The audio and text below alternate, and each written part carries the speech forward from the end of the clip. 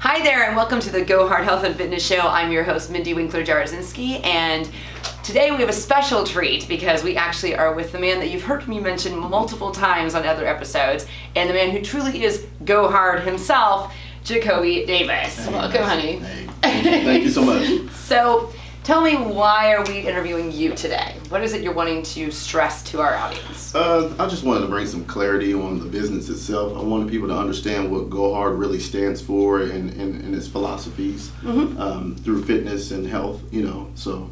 Yeah, because we all get the impression that you do like 50 different things all the time. Yep. Which you are a busy man. Yeah, I'm pretty busy. I am. However, it's something I love doing. I really want to expand on health and fitness as a broad perspective. From my perspective, actually, everybody thinks I have a lot of jobs. However, on that spectrum, we just actually have expanded a lot on our business. I started off with personal training. We went from personal training to clothing. We went from clothing to nutrition. We went from that to boxing fitness. We went from that. We just kind of gradually spread out a little bit more. You're building an empire. Yeah, absolutely. That's awesome. And I'm not too focused on, pushing an empire per se. I'm more focused on getting every aspect of health and fitness to that person, making sure we hit them at every angle and making sure that they're truly healthy, that they can go to us for anything that they need. So awesome. That's my goal. So tell us how GoHard got started. I mean, obviously you've been a personal trainer, but how did you decide you wanted to expand it? Well, when I was, it started off way back when I was in my 20s. So I went way back, like you said, make it sound like you're 70 years old or something. I'm a little older than what I look, But thank you so much. I appreciate it. But when I was about in my 18, 19-year-old years, I went to the military, and I was a firefighter in the military. Oh. At that time, I was a rookie, of course, and I was learning the ways of firefighting, and I think there was one particular night that actually changed my life, actually. There was a call about a burning apartment building, and that apartment building actually was on fire and was spreading to other apartment buildings. Oh, geez. So they had to call a lot of fire departments in that city. I was in Texas, San Antonio, Texas. And they called all the fire departments they could because a lot of fires were happening in that complex. Right. And so the one particular one that we went to was the main building that we had to arrive at. When we got there was a lot of fire departments there, aiding and taking out the fires. And when we got there, I went in. Me and my partner went in last. And at that time, it took me a while to actually get over that part, what I'm getting ready to tell you. But when we went in, there was a mother and 3 kids that were in that fire. We kind of went in last, and we went up. We followed the fire hose up to the top floor, the second floor of the home. And when we got there, I kind of felt around, and I felt a hand out of a tub. So there was a hand. I guess what happened was the mother was in the tub with her children, trying to cover her children from the smoke. Right. And so my partner and I, we grabbed her, and when we grabbed her, we couldn't pull her. It was hard for us to pull her. She's about 400 pounds. She weighed a lot, and me and him grabbed her. We drug her out of the tub, and we discovered there was children that was up under her. Yeah, that she tried to protect. Oh my goodness. So with that, we took her. I grabbed one child, he grabbed the other child, and we were bringing her down the stairs. When we just the 2 of you? Just the 2 of us. Oh wow. Yeah. And so we were hurrying, but it was really, really hard. We tried to get her down the stairs. We could not get her down the stairs because we were out of breath. Sure. And if anybody knows firefighting, they know that when we have those oxygen tanks in the mask, you only have so long, before that goes off and it collapses against your face, right, with no air, no oxygen inside. So my whistle went off, his whistle went off. That was the first warning to let us know that we needed to get more oxygen.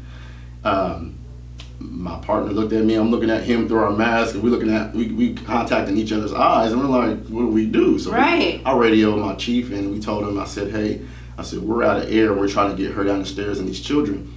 And he says, get out of there now. You know, that was our orders to get out of there now. I said, well, we got her. He said, right, what are you supposed to so, do? Yeah, he cusses at us. He tells us, get the hell out of there now, you know. So we look at each other. I'm like, we keep the children. We got them out. We left her.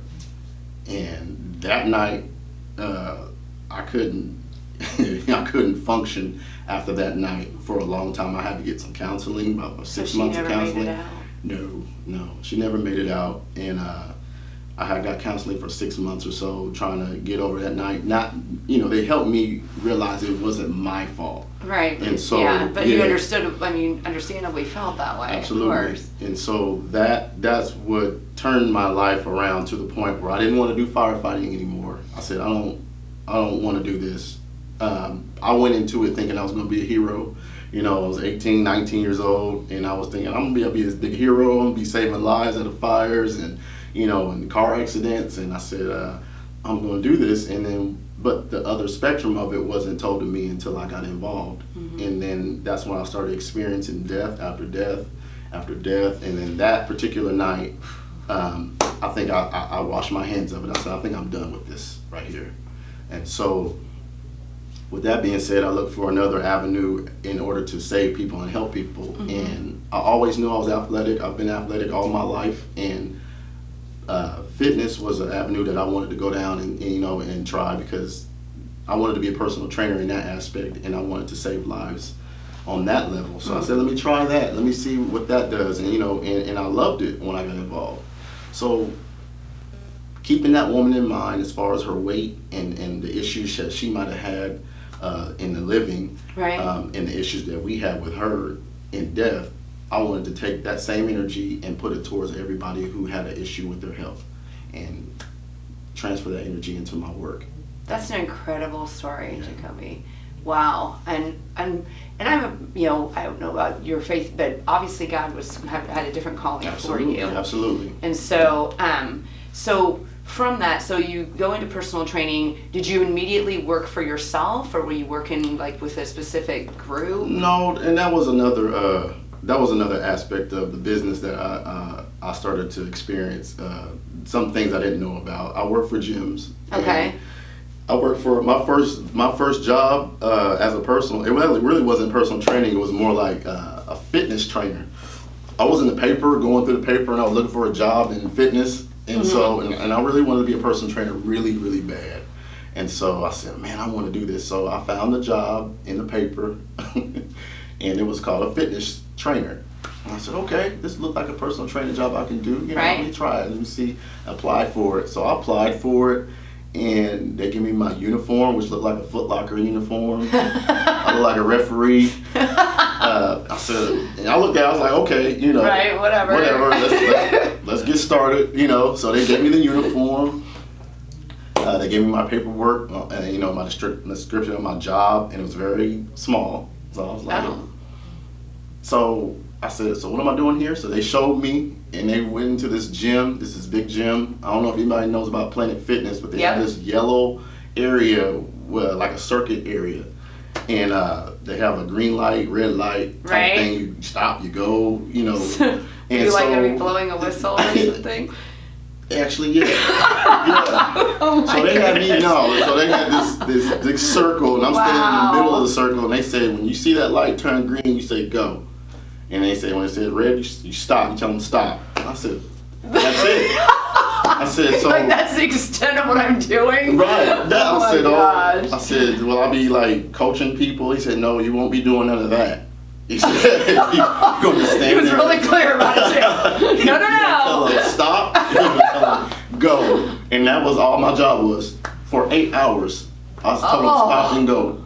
All my day. gosh. Now, as I'm doing this, I'm training people. Well, I'm not training nobody. I'm just kind of like telling them what to do, which they can look at the light and see this. Right. It's time to stop. Right. But, I mean, even if, so I mean, were these machines very easy to maneuver in terms of you couldn't even really give instruction on them? The machines had pictures on them that you can look and you can figure it out. You can figure this thing out yourself. There's a whole dialogue on what to do. They don't need me at all. So I'm paid like probably $6 an hour, I think, something like that. And I'm watching this whole thing. So Yeah, it was it was humiliating. It was humiliating not because of what I was really doing. It was more like there were real personal trainers there. Right. And so every few hours you'll see a real personal trainer come through with a clipboard, a little polo shirt, says trainer on the back, and I was all, they were wearing all black, and I was like, oh man, they're all buff and, got nice bodies, looking good, and I said, man, I want to do that. I really want to do that. And I'm sitting here with my Foot Locker uniform, staring at them, want to do what they do, and I was like, I'm going to be that. I'm going to do that. And so what I did was actually I went to the head trainer, the director, and told him this is what I want to do and what do I have to do in order to become a personal trainer for this business. And so they showed me, they gave me a few tests, I aced them, and I started becoming a trainer. Nice. And when I became a trainer, I was fired. My first job was for me to do a stretch and flex class for older people. And so I had to get up 5 in the morning. They were really strict on the hours. If you had to be there on time, 5 a.m. And I was like, welcome to my world.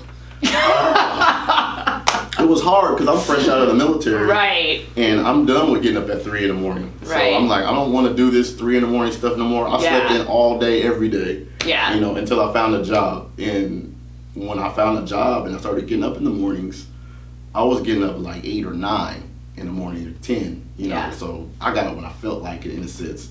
Right. But when I started that particular job as a trainer, I was getting up early again. It was hurtful. I couldn't get up, and so I struggled getting there on time. The trainees, older people, and they're like 60 and up. Right. And they're all right with getting up early for some reason. Exactly. I don't know. Something that happens as you get older. They just don't need sleep at all. I don't understand. But I stretched them out, and I was tired. I stretched them out almost every morning, and I think I was late once. I was late twice. And they called me in the office, and they were like, we can't have you coming in, not being the people here. We need you there before them. And I said, I'm struggling with that. I apologize, and I won't do it again. He's like, nope, you won't do it again because this is your last day. Wow. I said, man, so I was hurt, because this is a job that I always wanted, and I lost it. You know? And and that was the end of that first job as a personal trainer. Other than that, I moved on to other gyms. I got a lot of experience out of other gyms, cutthroats, other trainers, about like 10 other trainers at these other gyms that I went to, and they were cutting you for sales, and they may lie on you to get this sale, or they may, a lot of stuff going on, so that opened my eyes even more, and so I started to get a lot of experience as I went throughout the years of working for other people, and it built me to what I am as far as a trainer now. Now I know the ins and outs of the business of personal training altogether, and here I am with the business of my own now. So that's awesome. And how long has GoHard been in business? It's been about 10 years now for GoHard. Awesome. Almost 10 years. It's 9.5 just about. So about I would say by the summer. Okay. It'll be about 10 years now. So when you do your personal training, what all is involved in that? I mean, are you including a whole gamut of cardio and the training itself? The training itself, I'm more of a HIIT style trainer. So I'm a high intensity trainer. I like to get the ball rolling when it comes to trying to melt body fat, which is the biggest thing that's out now. Everybody wants to get rid of their body fat. Right. They don't want the belly, they don't want the back fat and all that. So my sole purpose is to show them how to burn the calories. Burn melt body fat and all that. So what I do is I get them into some high intensity training.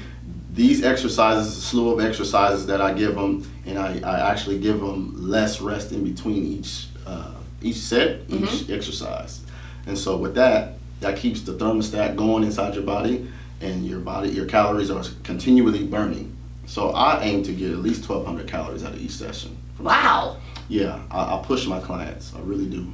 And how long is that? An hour long. An hour long and 1,200 calories. Yep. That's incredible. Yeah. Holy cow. And so then you went from the personal training part of it And then you started figuring out, because a lot of it people don't realize is diet. I mean, they can work out till the cows come home, Right. but if they're Exactly. not working on their diet, so Exactly. then you start getting into the nutrition aspect.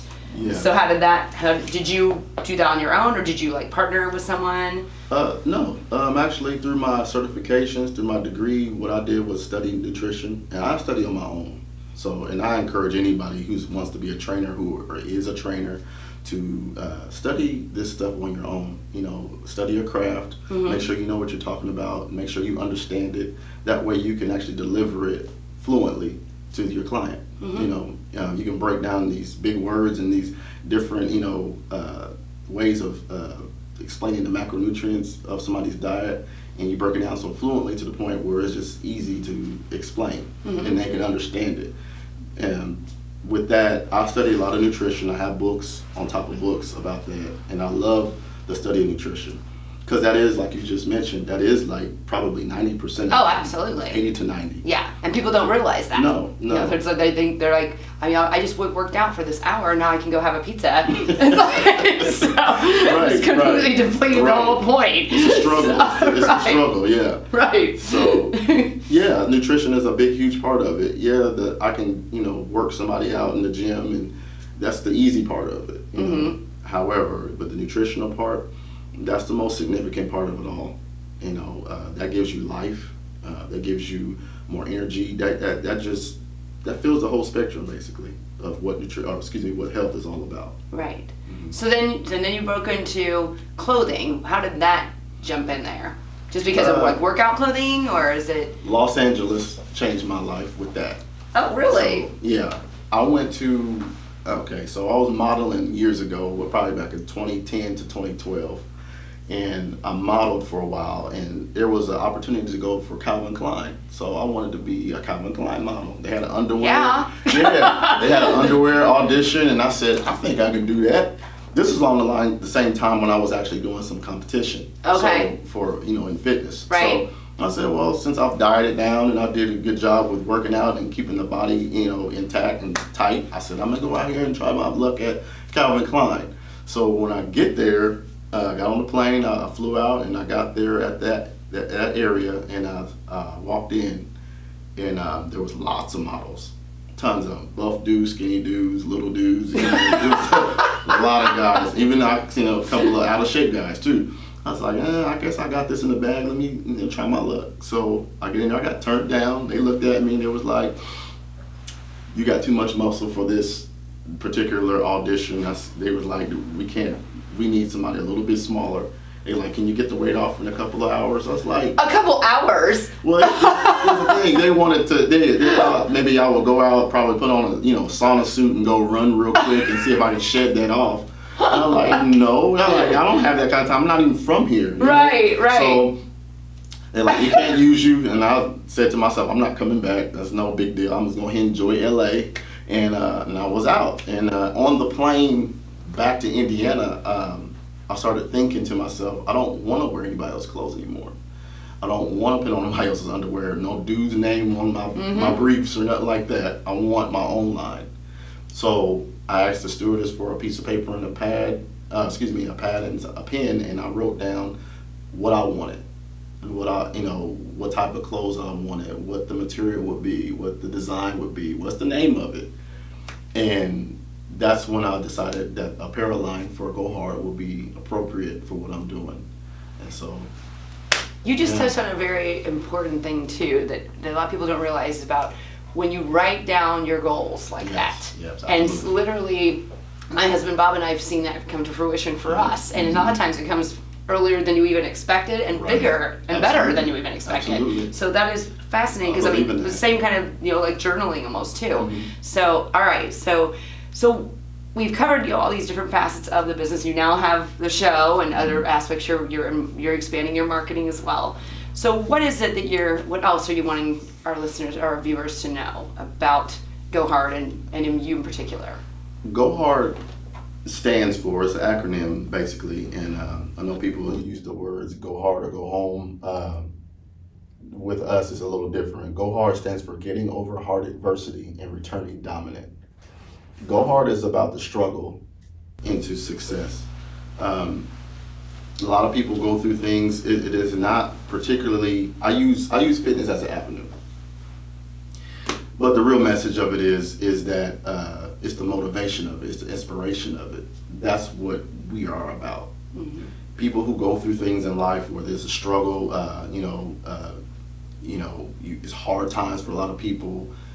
People they tend to give up on themselves. They get down on themselves to the point where they give up on life. Mm-hmm. And there's a lot of people out here that can actually inspire the next person. However, they don't, because a lot of times I find that people are out for themselves. Especially in this society right now. Right. Mm-hmm. It's a very selfish society, and I feel like we need a voice, and I feel like this business is a voice to actually show people that, you can make it, you can get through this, you can strive through, you can break through that barrier. And like I said, GoHard, the word itself tells us that, we need to power through, we need to push through whatever barrier that's in our way, whatever obstacles in our way, we push through it, and we can come out on the other side in success.